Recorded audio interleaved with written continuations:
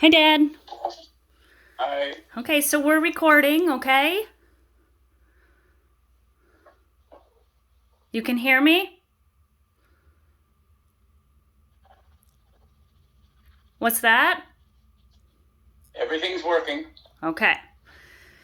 So, first of all, I just want to explain what we're doing. This isn't something that's compulsory. This will be going on 12 years that I've nominated my father, Harley Petersen, for the induction of the New Brunswick Country Music Hall of Fame. I know I've submitted every necessary document, as well as other supplementary papers and forms that were ideas that were thought of by myself. So, with this being going on the 12th year for 2021, I thought it might be a great idea to really showcase the man that I am nominating, my father, not only as an artist or an entertainer, but also as a person and a philanthropist. So, first of all, Dad, can you tell us what your name is? You want my full name? I want your full Harley name. George. Harley George Petersen. Okay. And when were you born? March 10th, 43. Okay. Can you tell us where you are from? New Denmark, New Brunswick. Okay, so that's in the northwestern zone of New Brunswick. Yes. Dad, I want to start off from the beginning. Can you please tell me what is your earliest memory from music as a child and from within your household? Can you explain that to us? Well, when I was a child, we were playing in the yard, and we used to see the cars go by with speakers on, like Kid Baker would be announcing he's going to be at the New Denmark School Auditorium, and things like that. And Doc Williams would go by. Brothers or sisters would take me over, and so listen to them, and I really enjoyed it, and I was saying someday I can do that too. So There, perfect. decided to play music. Awesome. How old would you say you would have been at that point? Probably between 6 to 8 years old, I suppose. Yes. Okay. Did you have any musical influences from within your family that might have kind of sparked the fire for music? Well, I had a sister play the guitar somewhat, and another sister played the piano, and a few things like that. My mother used to sing to me Okay. and kind of influenced me. Okay. Can you tell me about the instrument you play and where did you start learning how to play that? How did that develop? Well, it was the guitar. First, I had an old guitar my sister had, and we took it to school when we were in junior high and started playing. And Dennis Dunster, he had an old guitar, and we would jam a little bit there too. And Harold Johnson, he would come, and the three of us would jam at noon, and people would come around, listen to us, and we had a pretty good audience, and that's where we got the idea we should go out and entertain. So, around what Yes. age would you say you started to entertain at venues and dances?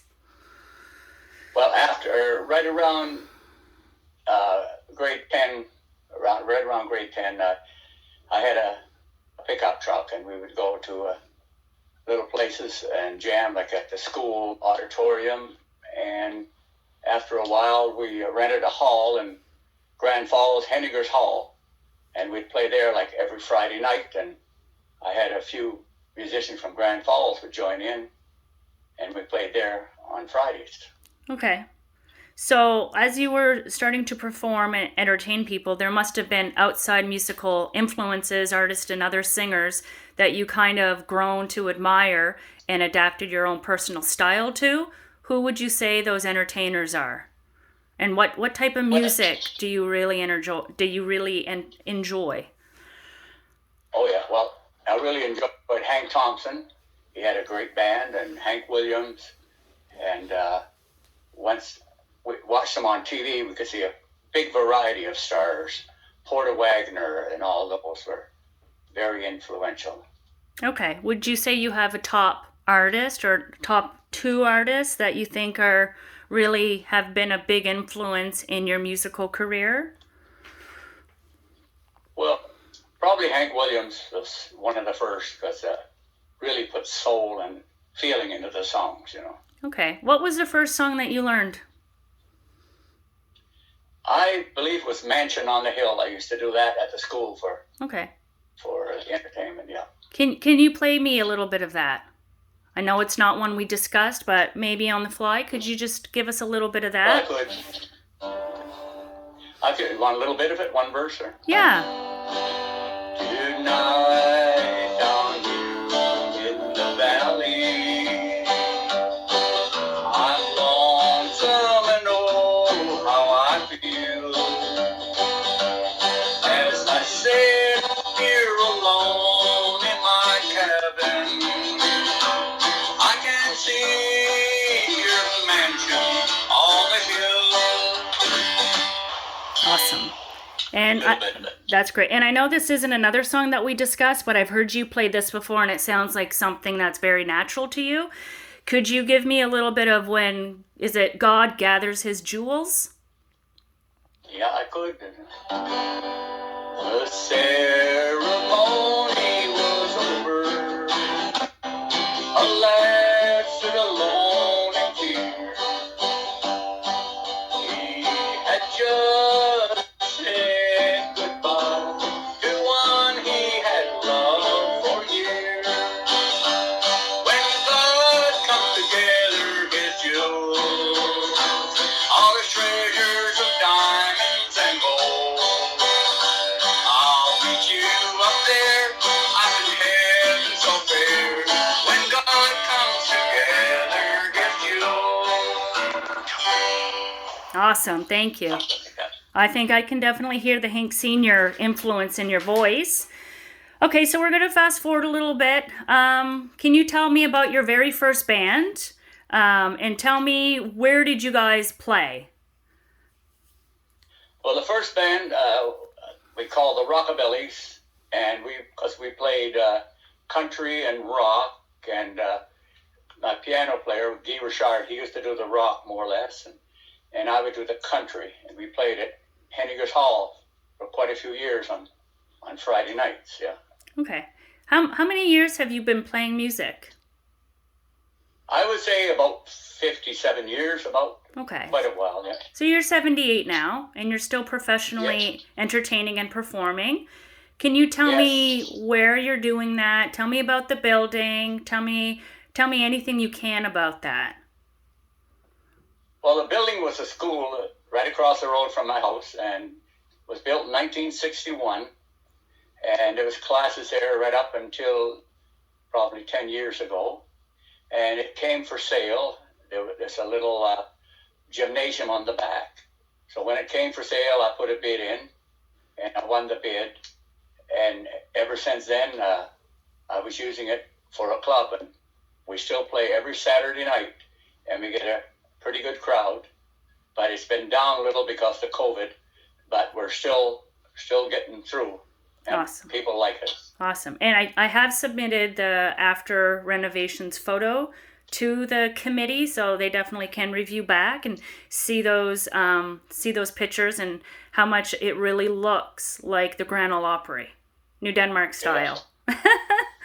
Yeah. So I know, like, there's lots of ups and downs people go through their lives. I know you've seen a fair share, and we all have different methods of coping.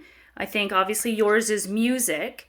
Can you tell me, what feelings does music help you express, and what sort of time, hard or good in your life that you're experiencing, how does it help you go through those? Well, it does help. It'd be like counseling, and music gives me a feeling of relief and a way to express your feelings, and it helped me a lot in different ways. And sometimes we do stuff really funny to cover the way we feel, and things like that. And well, to me, it's a way of coping with life, the good times and the bad times. Yeah, and it all expressed in the music. Mm-hmm. Yeah. Okay. And also, too, I know, well, you're my dad. I've been playing music with you my whole life. So how does that make you feel? I know Harley, my younger brother, he plays drums. My youngest sister, Sasha, she can play bass. My two older brothers, Paul and Eric, they were very good guitar players. How does that make you feel to know that music has trickled down almost genetically into your children? What are some feelings and what are some ideas that you have about that? Well, it helps carry on my legend because the way I was brought up and it was a big part of my life. And the children too, I think it helps them to cope with certain things. And it's a good feeling to see that someone's carrying it on a little. And but they don't have to go professional, nothing, but they just do it and to help people out. And it helps them cope too, I believe. Yeah, I think music's a way not only for the artist to be able to work through and express feelings, but I think it's a great way to touch those around you. Now, I know you have a few signature songs, and no performance, video, or live would be able to be complete without a few of your signature songs.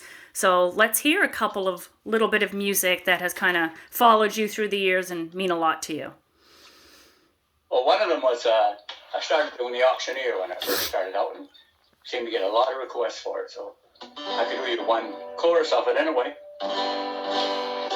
There was a boy in Arkansas that wouldn't listen to his ma when she told him he ought to go to school. He'd sneak away in the afternoon, take a little walk, then pretty soon you'd find him at the local auction barn. He would stand and listen carefully, then pretty soon he began to see how the auctioneer went up so rapidly. He said, oh, if I do or die, I'll learn that auction cry to make my mark and be an auctioneer. 25 $50, not a $30, will you give me 30 to make it 30, minute for a third, that will be 30, maybe $30. Will he give me 35 to make it 35 a bit of will it be at the $35 bid? And there's two more courses, but awesome. Don't want to linger on, is it? Awesome. And do you have anything else you want to share? Well, different places I've played. I've played, I was in Nashville 3 times.